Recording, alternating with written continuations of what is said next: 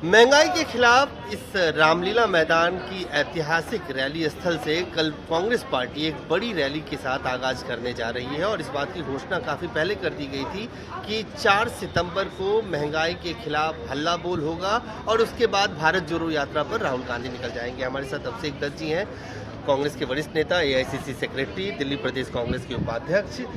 ये जो महंगाई के खिलाफ हल्ला बोल रैली है, लगता है कि भारत जोड़ो यात्रा से पहले एक मोमेंटम तैयार करने के लिए किया जा रहा है या वाकई कांग्रेस के इस आर्गुमेंट को देश की जनता स्वीकार भी करे? अजय भाई, जब 100 रुपये का पेट्रोल डीजल, 1000 रुपये का सिलेंडर, 220 रुपये की चाय की पत्ती, केरोसिन ऑयल, कोई भी सामान, नमक, जब इतनी महंगाई देश में आएगी और लगातार कांग्रेस पार्टी, राहुल जी महंगाई के खिलाफ आवाज़ उठाते आ रहे हैं और लोग परेशान हैं। किसी भी परिवार से बात कर लीजिए, जो घर पहले मात्र 1000 रुपये में चलता था, आज उसका खर्चा 1600 रुपये आ गया। ट्रेन का टिकट, प्लेटफॉर्म में रिश्तेदार को लेके जाने का टिकट, कहाँ कहाँ महंगाई नहीं है। मुझे तो डर है आने वाले समय में सांस लेने पर टैक्स नए सरकार लगा दे। तो मुझे लगता है लोग परेशान हैं, पीड़ित हैं और उनकी आवाज़ हमेशा राहुल जी ने उठाई है। भले ही कोरोना का समय हो, कोई भी समय हो, राहुल जी ने हमेशा आम आदमी की आवाज़ को उठाया है। तो ये स्टेज एक माध्यम है उन सबके दुख को प्रकट करने का और एक संकल्प लेने का कि जो सरकार एक बहुत बड़े वादे के साथ आई थी, बहुत हुई महंगाई की मार, अब की बार बस कर मोदी सरकार। हाथ जोड़ के उनको ये संकेत देना कि झूठे वादों से बनी हुई सरकार नहीं चलेगी।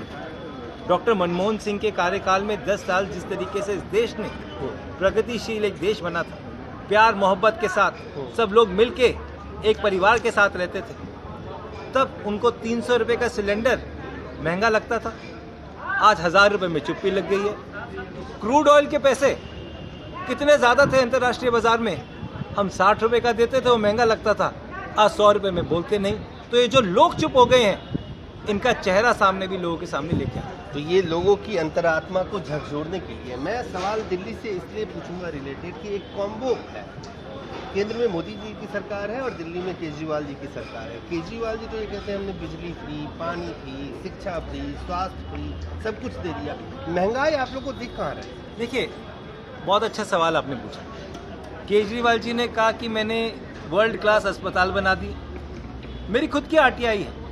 अरविंद केजरीवाल जी, मनीष सिसोदिया जी ने 5 साल में अपने इलाज में मिलाकर 50 लाख का खर्चा करा है। अगर उनके सरकारी अस्पताल इतने अच्छे हैं तो केजरीवाल जी मैक्स गए, सत्येंद्र जैन जी मैक्स गए, सत्येंद्र जैन जी की वाइफ मैक्स गई, मनीष सिसोदिया जी मैक्स गए, तो भैया आपको भी जाके दिल्ली सरकार के अस्पताल में भर्ती होना था। अपनी बारी में मैक्स नजर आता है, प्रचार के लिए सरकारी अस्पताल नजर आते हैं। ये बात सच है।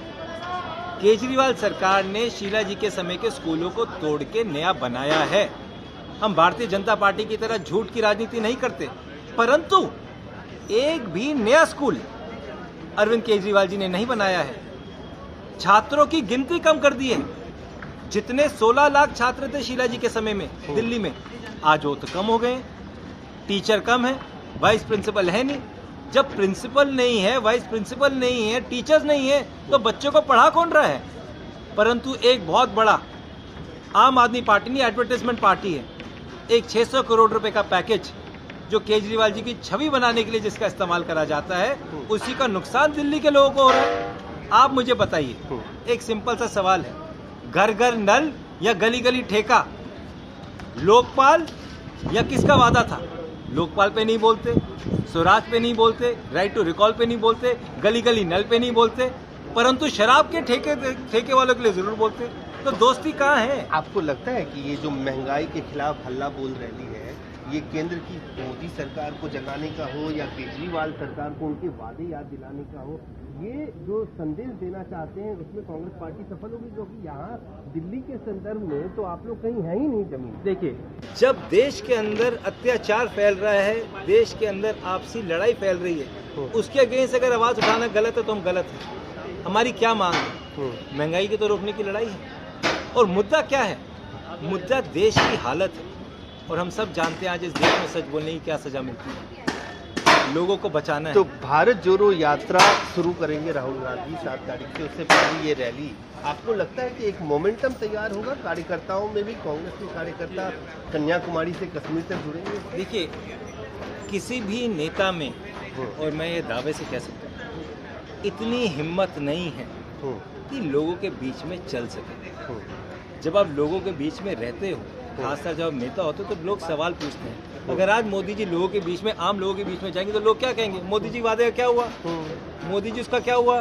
वो जो आपने कहा था नोट नकली नहीं बनेंगे, लाल आंखों क्या हुआ? तो वो नहीं आते बीच में, आएंगे तो सवाल पूछे जाएंगे।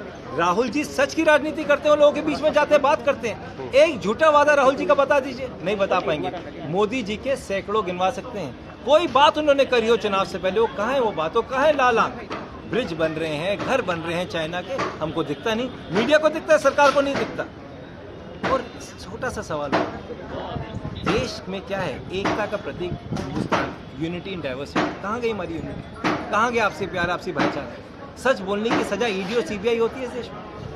तो साफ तौर से अभिषेक दत्त बहुत सारी बातें कह रहे हैं, चाहे केंद्र की मोदी सरकार को महंगाई को लेकर घेरने की बात हो या दिल्ली के अरविंद केजरीवाल सरकार को उनके वादे याद दिलाने की। ये है दिल्ली का ऐतिहासिक रामलीला मैदान, जहां कांग्रेस पार्टी कल हल्ला बोल रैली करेगी। देश भर से कांग्रेस पार्टी को ये उम्मीद है कि लाखों की संख्या में कार्यकर्ता और नेता आएंगे। और आप देखिए कि इन महंगाई को लेकर किस तरह से पेट्रोल डीजल, अलग अलग शहरों में जो पेट्रोल की कीमतों के दाम है वो दिखाए गए हैं। बड़े बड़े कटआउट्स हैं यहाँ पे सोनिया गांधी, राहुल गांधी और प्रियंका गांधी के। और इस रैली के तुरंत बाद राहुल गांधी निकल पड़ेंगे भारत जोड़ो यात्रा के लिए, और भारत जोड़ो यात्रा के जरिए देश के तमाम लोगों को जोड़ने का प्रयास किया जाएगा।